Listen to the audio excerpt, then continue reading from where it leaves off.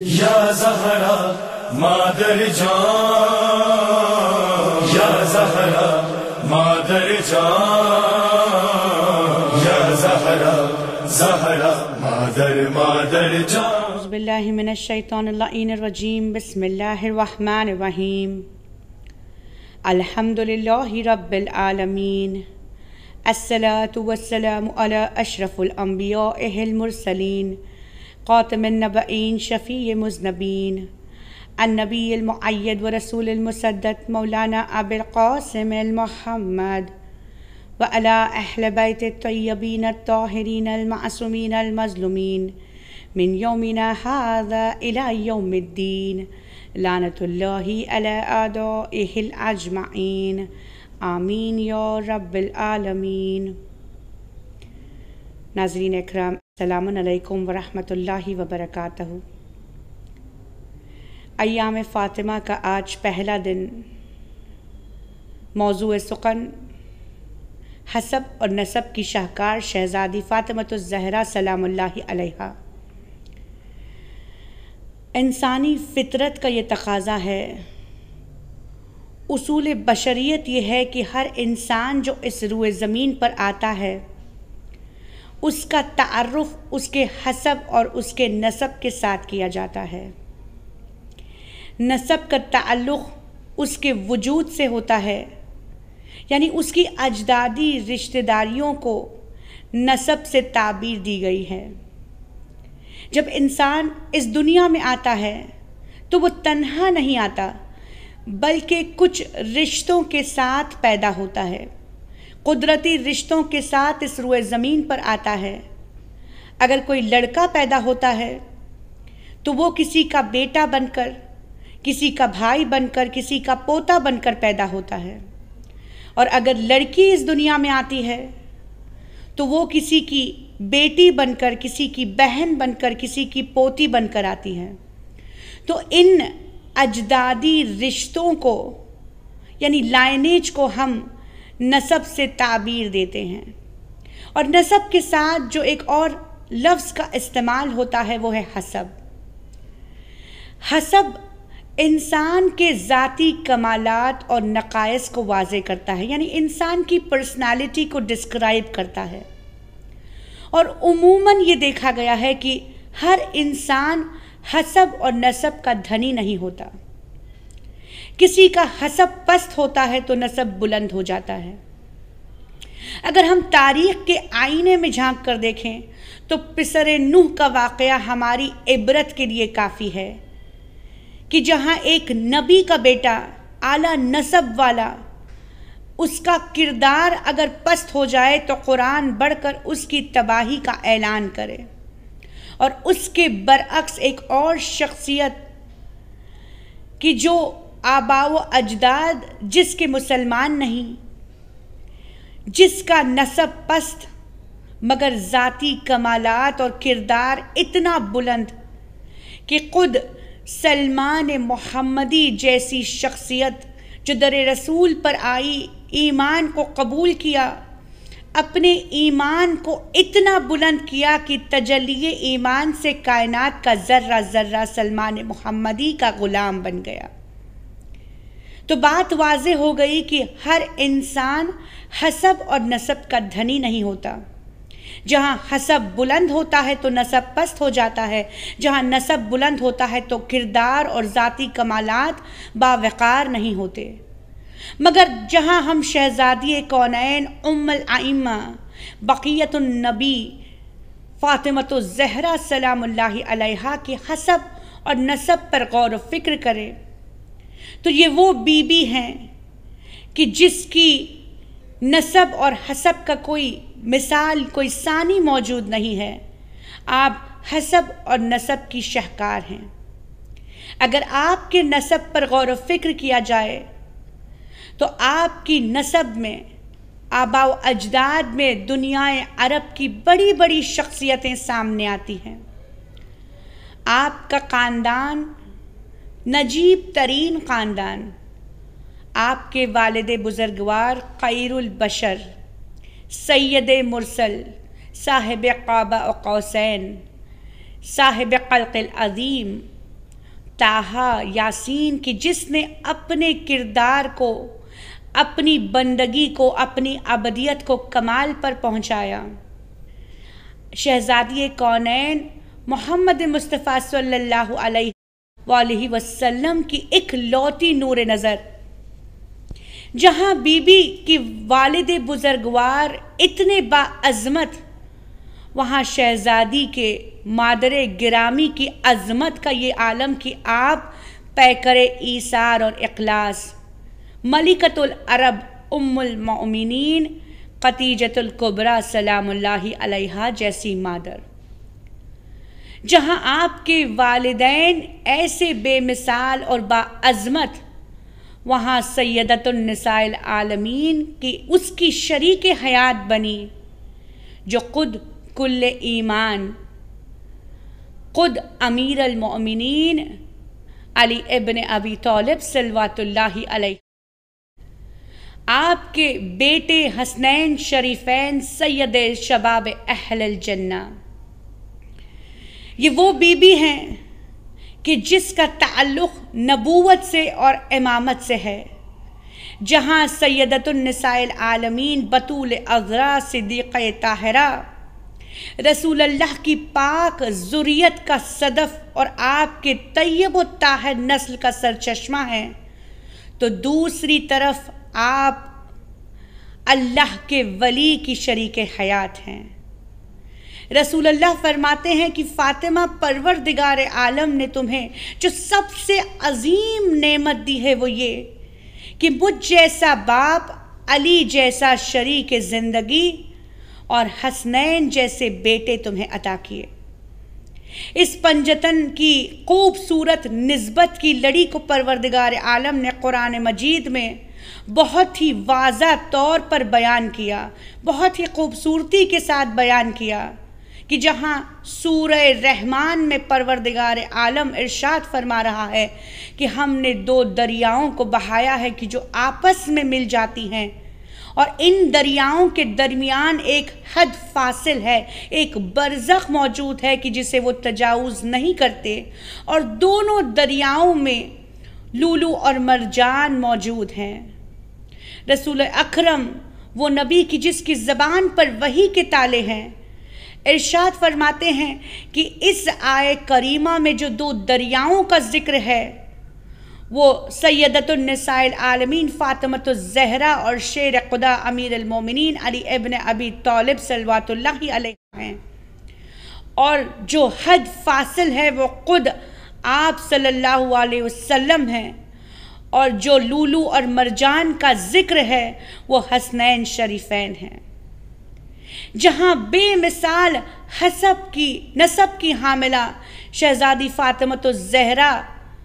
कि जिसके आबा व अजदाद की कोई मिसाल मौजूद नहीं, आपके ख़ानदान की मिसाल मौजूद नहीं, वहीं अगर आपके हसब और ज़ाती कमालात पर हम रोशनी डालें तो आप अज़मत का वो मिनारा हैं कि जिसकी इताअत को परवरदिगार आलम ने हर मुसलमान औरत पर फ़र्ज़ की है। ये वो बीबी हैं, ये वो आली गौहर खातून हैं कि जो क़ित्ते ज़मीन पर हर दौर हर ज़माने की औरत के लिए हादी बनकर, सरफराजियों का सरचश्मा बनकर, इनकी ज़मानत बनकर इस दुनिया में आई हैं। तारीख़ आलम और आदम में एक मुनफरिद खातून शहज़ादी सल्लल्लाहु अलैहा वो हैं, बिज़अत रसूल वो हैं कि जो नबियों की सिफ़त के साथ नबियों की सिफ़त की हामिला बनकर इस रूए ज़मीन पर आई हैं। ये वो बीबी हैं कि जिसकी सीरत निगारी हमारी ज़बानों से मुमकिन नहीं है। आपकी फ़जीलत को आश्कार करना ऐसा है कि जैसे सूरज को रोशनी दिखाना है। जिसकी फ़जीलत को परवरदिगार आलम खुद बयान करे, किताब खुदा जिसकी शान में आयतें नाजिल करें, और हबीब खुदा रसूल खुदा अपनी ज़बान मौजिज़ बयानी से जिसकी फ़जीलत को आश्कार करे, भरा हम जैसे गुनहगारों की ज़बान में वो कैसी ताब कि इस बीबी की सीरत को हम بیان کر سکے۔ یہ وہ بیوی ہیں، ان کی عظمت کے لیے یہ حدیث قدسی کافی ہے کہ جہاں پروردگار عالم نے اپنے فاطمہ کنیز قاص کے غضب کو خود اپنا غضب قرار دیا گیا ہے، یعنی غضب فاطمہ زہرا کو غضب الہی قرار دیا گیا ہے۔ رسول اکرم فرماتے ہیں کہ جب میری بیٹی خاتون جنت سیدۃ النساء العالمین میدان محشر میں آئیں گی تو منادی ندا دے گا کہ اے اہل محشر اپنی آنکھوں کو نیچی کر لے، اپنی آنکھوں کو بند کر لو حتیٰ کہ فاطمہ یہاں سے گزر جائے۔ اس حدیث پر اگر ہم غور و فکر کریں تو عصمت فاطمہ بخوبی واضح ہوتی ہے۔ عظمت و جلال و فاطمہ کا بہترین نمونہ، بہترین طریقے سے رسول اللہ نے اپنی بیٹی کے عظمت کو واضح کیا ہے۔ جہاں اس حدیث پر ہم روشنی ڈالیں تو ہمیں پتہ چلتا ہے کہ پروردگار کی نظر میں عظمت و شرف و سیدہ کس حد تک موجود ہے۔ یہ وہ پاک بیوی ہیں کہ جس کی فضیلت خود پروردگار کا قرآن نازل کر رہا ہے۔ قرآن کی آیتیں اس بات کی شاہد ہیں کہ بیوی کی عظمت اور طہارت کیسی ہے۔ یہ وہ بیوی ہے کہ جس کے شان میں سورہ کوثر نازل ہوا، یہ بیوی وہ کہ جو مصداق کوثر قرار دی گئی۔ سورہ کوثر قرآن کریم کا مختصر سا سورہ مگر جامع ترین سورہ، یہ سورہ شہزادی کونین کے شان میں نازل ہوا۔ تاریخ لکھتی ہے کہ جب رسول اللہ صلی اللہ علیہ وآلہ وسلم کے فرزند قاسم 9 عمری میں اس دنیا فانی سے کوچ کر گئے تو آپ کے سرسخت دشمنوں نے آپ پر طنز کسا، تانا دینے لگے کہ نعوذ باللہ رسول اللہ ابتر ہو گئے، یعنی آپ کا نام و نشان لینے والا کوئی اس دنیا میں موجود نہیں۔ وہ زمانہ کہ جہاں ایک عورت کو بقائے نسل نہیں قرار دیا جاتا تھا، ایسے پراشوب زمانے میں کائنات کے آخری رسول کی دلجوئی کے لیے پروردگار عالم نے سورہ کوثر کو نازل کر کے بتا دیا، کہا کہ اے رسول ہم نے تمہیں کوثر عطا کیا ہے، تم اپنے پروردگار کی عبادت یوں ہی جاری رکھو، تمہارے دشمن ابتر ہو جائیں گے۔ یہ وہ بیوی ہے کہ جس کی ولادت کے موقع پر پروردگار عالم نے جس کے شان ولادت کے لیے سورہ کوثر کو نازل کیا گیا،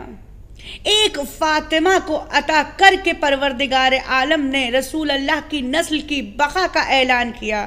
کہا کہ تمہاری نسل تا قیامت تک باقی رہے گی، اور یہی وجہ ہے کہ آج بھی رسول اللہ کی ذریت کا وہ آخری صدف فرزند زہرا امام وقت امام عصر مہدی سلام اللہ علیہ اس روئے زمین پر آج بھی موجود ہے۔ پروردگار سے دعا ہے کہ ان عبادتوں کے صدقے میں جو فاطمہ نے بحق معبود ادا کی ہے،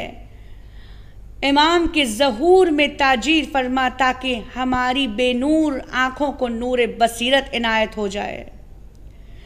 مختصر یہ کہ یہ وہ بیوی ہیں کہ جس کے ولادت کا اہتمام اتنا بافضیلت تھا کہ پروردگار عالم نے اپنے حبیب کو حکم دیا کہ اے میرے حبیب تم 40 دن تک چھلا کشی کرنا۔ 40 دن تک رسول اللہ کو حکم ہوا تھا کہ آپ حرم مبارک میں پروردگار کی عبادت میں گزارے۔ یہ وہ نبی ہے کہ جسے مزمل کہہ کر پروردگار نے قرآن مجید میں خطاب دیا ہے، مگر اللہ چاہتا ہے کہ ایسا بندہ، ایسا آخری رسول اللہ کا حبیب پھر بھی آمد سیدہ کے پہلے 40 دن کی چھلا کشی کریں۔ تاریخ اس بات کی شاہد ہے کہ جہاں 40 دن ختم ہوئے، اللہ کے حبیب 40 دن تک دن کو روزہ رہتے تھے اور رات کو پروردگار کی عبادت میں گزارتے تھے۔ یہاں 40ویں رات آئی، ام ہانی کے یہاں اللہ کا حبیب مہمان ہے، روح الامین جبرائیل آتے ہیں اور کہتے ہیں کہ اے حبیب خدا، پروردگار عالم نے آپ کو عرش اعلیٰ پر بلایا ہے۔ معبود نے اپنے حبیب کو، اپنے محبوب کو عرش اعلیٰ پر بلایا اور اس معراج کے تحفے میں شہزادی کی ولادت کی آمد کا ذکر اپنے حبیب سے کیا۔ یہ وہ بی بی ہیں جو رسول اللہ کی معراج کا تحفہ بن کر، کوثر بن کر اس دنیا میں آئی۔ یہ وہ نوری ملکوت ہے جو انسان کاملہ کا مجسمہ بن کر جب اس روئے زمین پر آئی تو تا قیامت تک کی ساری خواتین کے لیے ہادی اور رہبر قرار دی گئی۔ یہ وہ بی بی ہیں کہ جو تطہیر کی مرکز بنی، یعنی پروردگار عالم نے آئے تطہیر کے نزول کے لیے بی بی کی چادر کا بھی انتخاب کیا ہے اور آپ کے گھر کا بھی انتخاب ہوا۔ اگر آئے تطہیر نازل ہوئی ہے تو اسی بی بی کے گھر میں جب پنجتن پاک شہزادی کے چادر کے نیچے جمع ہو گئے تو تفسیر میں لکھا ہے، مفسرین لکھتے ہیں کہ ایک ایسا نور ساطع ہوا جو آسمان والوں پر، عرش والوں کی آنکھوں کو چوندھیا جا رہا تھا۔ روح الامین جبرائیل نے سوال کیا کہ پروردگارا، آج روئے زمین سے ایسا کون سا نور ساطع ہو رہا ہے کہ جسے دیکھنے کے لیے مجھ جیسے ملک میں تعب نہیں؟ تو پروردگار عالم نے پنجتن کا تعارف کروایا۔ یہاں جہاں چادر کے نیچے 3 امام اور اللہ کا آخری نبی حبیب خدا سید المرسلین بھی موجود ہیں، مگر پروردگار نے چاہا کہ جب پنجتن کا تعارف ہو تو اپنے کنیز خاص سے تعارف کیا جائے۔ آواز قدرت آئی، ہم فاطمہ و ابوہا و بعلہا و بنوہا، یعنی چادر کے نیچے فاطمہ، ان کے باپ، ان کے شریک حیات علی ابن ابی طالب اور ان کے بیٹے موجود ہیں۔ یہ اتنی باعظمت بی بی ہیں کہ جسے پروردگار عالم نے سورہ قدر میں لیلۃ القدر کا خطاب دیا ہے۔ چھٹے امام صادق آل محمد صلی اللہ علیہ وآلہ وسلم کے پاس ایک شخص آتا ہے اور کہتا ہے کہ سید و مولا بتائیے، اس لیلۃ القدر سے، اس آیت سے مراد کیا ہے کہ جہاں پروردگار کہہ رہا ہے کہ وما ادراک ما لیلۃ القدر، یعنی تمہیں کیا معلوم کہ لیلۃ القدر کیا ہے؟ جو بزم امامت میں سوال لے کر آیا ہے، آنے والا پوچھ رہا ہے سید و مولا، آپ کے جد امجد نے ہمیں بتایا ہے کہ لیلۃ القدر ماہ رمضان کی وہ باعظمت رات ہے کہ جو 1000 مہینوں سے بہتر ہے، اور خود پروردگار عالم نے دوسری آیتوں میں، سورہ قدر کی دوسری آیتوں میں اس کی فضیلت کو واضح کیا ہے۔ پھر پروردگار اس کا سوال کیوں کر رہا ہے؟ یہ کیوں پوچھ رہا ہے کہ تمہیں کیا معلوم کہ لیلۃ القدر کیا ہے؟ تو اس وقت چھٹے امام صادق آل محمد ارشاد فرماتے ہیں کہ یہاں اس آئے کریمہ میں لیلۃ القدر سے مراد ہماری دادی جدہ ماجدہ ام الائمہ شہزادی فاطمہ الزہرا سلام اللہ علیہا ہے۔ امام فرماتے ہیں کہ یہاں پروردگار نے آپ کو لیلۃ القدر کا خطاب دیا ہے، اور جس طرح لیلۃ القدر کی خصوصیت موجود ہے اسی طرح شہزادی کی خصوصیتیں بھی موجود ہیں۔ لیلۃ القدر کی رحمتیں بے پناہ ہیں کہ جسے سمجھنے کی تعب انسانی ذہن سے پرے ہے، اسی طرح ہماری دادی جدہ ماجدہ کے فضیلت کو سمجھنا کسی کے بس کی بات نہیں ہے۔ امام فرماتے ہیں کہ جس طرح لیلۃ القدر مختصر سی رات مگر اپنے دامن میں بے پناہ رحمتیں لے کر نازل ہوتی ہیں، اسی طرح بی بی بھی مختصر سی زندگی 18 سال کی زندگی میں اتنی رحمتیں لے کر اس دنیا میں آئیں اور ساری عالمین کی عورتوں کے لیے رہبر بن گئیں۔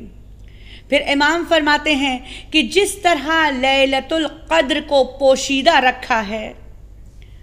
مشیت الہی یہ ہے کہ لیلۃ القدر کی تاریخ کو پوشیدہ رکھا ہے، اسی طرح ہماری دادی جدہ ماجدہ کی قبر کو بھی پوشیدہ رکھا ہے۔ یہ پروردگار کا ایک راز ہے جو اس کی مشیت کے بنا پر قائم ہے۔ پھر امام فرماتے ہیں کہ جس طرح لیلۃ القدر لوگوں کو نار جہنم سے محفوظ رکھتی ہے، اسی طرح ہماری دادی جدہ ماجدہ شہزادی فاطمہ زہرا بطول عذرا شافی محشر بن کر اپنے چاہنے والوں کو، اپنے بیٹوں کے عزاداروں کو ایک ایک کر کے نار جہنم سے محفوظ کرتے ہوئے جنت میں داخل کر دے گی۔ بس اسی دعا کے ساتھ کہ پروردگار عالم ہمارے اعمال کو اتنا بلند کرے کہ ہم اپنی بیوی کا سامنا کرنے پر آمادہ اور تیار ہو جائیں، اور روز قیامت شہزادی کونین ہماری شفاعت کرتے ہوئے ہمیں جنت میں داخل ہونے کی اذن دے دے۔ وآخر دعوانا ان الحمد للہ رب العالمین۔ اللہم صلی علی محمد و آل محمد۔ یا زہرا مادر جان، یا زہرا